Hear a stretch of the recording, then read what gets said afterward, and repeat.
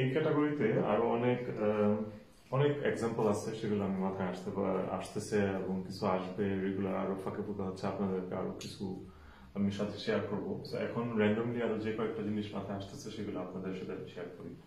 যেমন আমরা যদি এখন চিন্তা করি যে আমরা যদি এখন শুধু একটা ওয়ার্ডের কথা বলি, ঠিক আছে, একটা ওয়ার্ড, এই ওয়ার্ড দ্বারা আমরা কি কি করতে পারি, ঠিক আছে, আমরা একটা ওয়ার্ড লার্নিং করতে পারি, ঠিক আছে, একটা ওয়ার্ড লার্নিং করতে পারি, আমরা একটা ওয়ার্ড schreiben করতে পারি, ঠিক আছে, আমরা একটা ওয়ার্ড শিখতে পারি, লিখতে পারি, আমরা একটা ওয়ার্ড nachschlagen।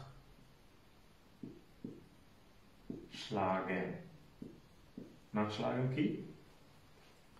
nachschlagen হচ্ছে ওই ওয়ার্ডটা সম্পর্কে রিসার্চ করা, মানে ডিকশনারিতে খেয়াল করা ওইটার অর্থ কি, ওইটার সিনোনিম কি, অ্যান্টোনিম কি, সেটা, ঠিক আছে। একইভাবে আমরা যদি অন্য কোথাও যাই, যেমন আমরা যদি এখন চিন্তা করি কণ্ঠ, ঠিক আছে, কণ্ঠ কি, ঠিক আছে, কণ্ঠ হচ্ছে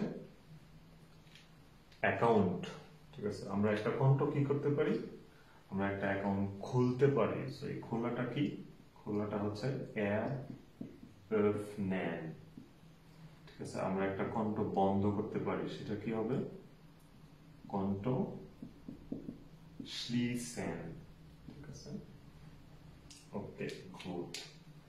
একইভাবে আরো কি আছে, আমরা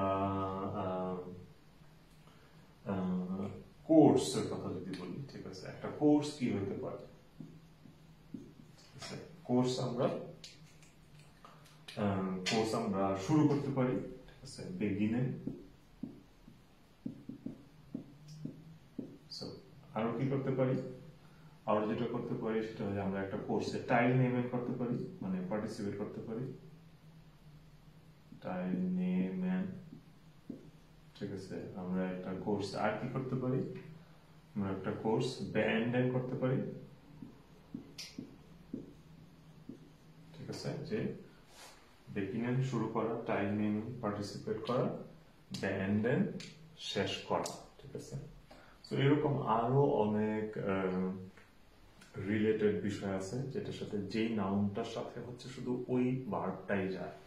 যেমন এখানে আমরা দেখলাম কণ্ঠ eröffnen, এটা কখনোই কণ্ঠ öffnen হবে না, ঠিক আছে। öffnen হবে হচ্ছে, আমি যদি বলি die Tür öffnen, মানে দরজাটা খোলা, এটা হলো Tür öffnen। আর আমি যখন ব্যাংকে একটা অ্যাকাউন্ট খুলবো সেটা হচ্ছে আমার কণ্ঠ eröffnen, ঠিক আছে। একইভাবে আমি যখন কোথাও কোনো কিছু খুঁজবো সেটা হচ্ছে nachsuchen, কিন্তু আমি যখন একটা ওয়ার্ড একটা ডিকশনারিতে খুঁজবো সেটা হয়ে যাবে nachschlagen, ঠিক আছে। তো এই জিনিসগুলো মাথায় রাখবেন। কোনো প্রশ্ন থাকলে অবশ্যই কমেন্টে জিজ্ঞেস করবেন। যারা কোর্সে আছেন তারা তো অবশ্যই ডিরেক্টলি আমাকে জিজ্ঞেস করতে পারেন, অথবা আপনাদের যে টিচার থাকে। সো আমি বলবো যে ভিডিওগুলো বারবার দেখেন এবং লার্নিং প্রসেস অথবা লার্নিং রেগুলারিটি কন্টিনিউ রাখেন, তাইলে আপনারাও একদিন আমার সাথে পারদর্শী হয়ে যাবেন।